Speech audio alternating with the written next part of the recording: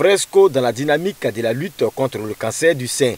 Une marche sportive initiée par la direction départementale des sports a eu lieu sur le boulevard principal de la ville, dans le cadre de la journée d'animation sportive citoyenne dédiée à la femme, pour ce mois d'octobre dénommé Octobre Rose, instauré par le ministère de la Promotion des Sports et du Développement de l'économie sportive.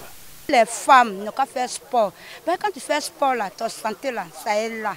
Quand tu me vois comme ça, on dirait une petite fille. Mais c'est un jeu. On peut dire que ça a été une réussite à Fresco parce que les gens sont sortis. Malgré le temps, il faut faire le sport régulièrement pour être toujours en bonne santé.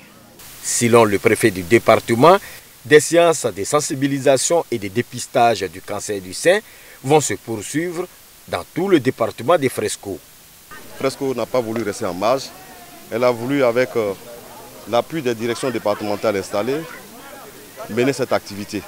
Donc je voudrais inviter toutes les femmes du département de Fresco à prendre attache avec les services de santé, afin qu'on leur enseigne les méthodes, en tout cas les plus simples, les gestes les plus simples de dépistage, notamment l'autopalpation. Pour l'heure, aucun cas de cancer du sein n'a été signalé à Fresco.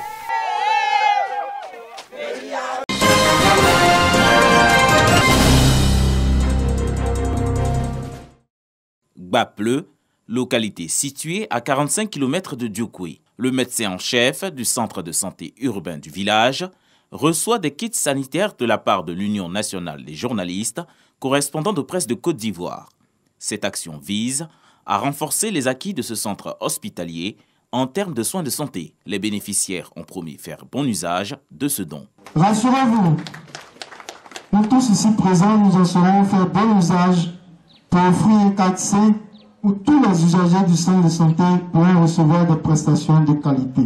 Le sous-préfet de Gbapleu a félicité les donateurs et a qualifié cette action de salvatrice. Je voudrais donc remercier au nom de monsieur le préfet de la région du Guémon, préfet du département du Dioukoué, vraiment tous ces donateurs ensemble pour développer cette localité. Ces dons viennent en appui à l'élan de développement enclenché par les autorités dans le département de Dioukoué.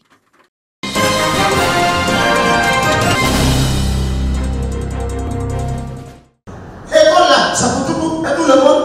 Ceux qui pensent que quelqu'un qui ne peut pas là à l'école, c'est faux. Cette scène est un exemple de difficultés que rencontrent les personnes bègues au quotidien.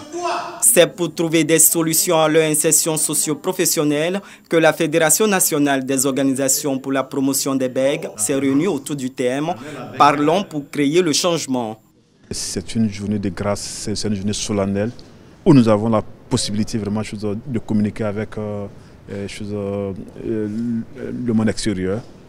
Voilà, c'est aussi une journée où en tout cas, nous avons la compassion, l'accompagnement de toute la société. Le bégaiement n'est pas une maladie, mais un trouble de la parole. Son dépistage et sa prise en charge précoce permettent d'avoir une meilleure élocution. Le bègue, effectivement, c'est vrai, c'est un handicap.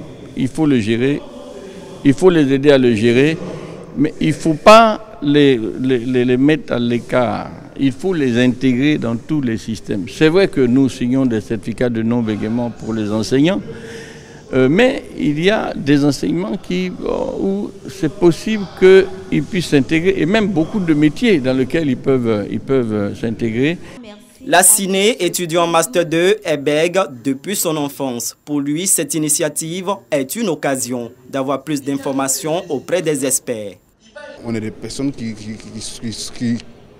sont souvent marginalisées, qui sont souvent cause de raillerie de la part de certaines personnes, des humoristes même souvent. L'État ivoirien fait de l'école pour tous une priorité, une volonté réitérée par le ministère de l'Éducation nationale et de l'alphabétisation. Ce forum-là est bienvenu pour donc faire des recommandations et nous allons donc les soumettre à Madame le ministre et donc elle va les analyser et voir dans quelle mesure elle pourra donc venir en aide de façon efficace à ces enfants-là qui de plus en plus sont dans nos écoles. Pour rappel, une cinquantaine de bègues ont intégré la fonction publique grâce au recrutement dérogatoire. La journée mondiale du bégaiement a été initiée en 1998 au plan mondial et célébrée en Côte d'Ivoire depuis 2014.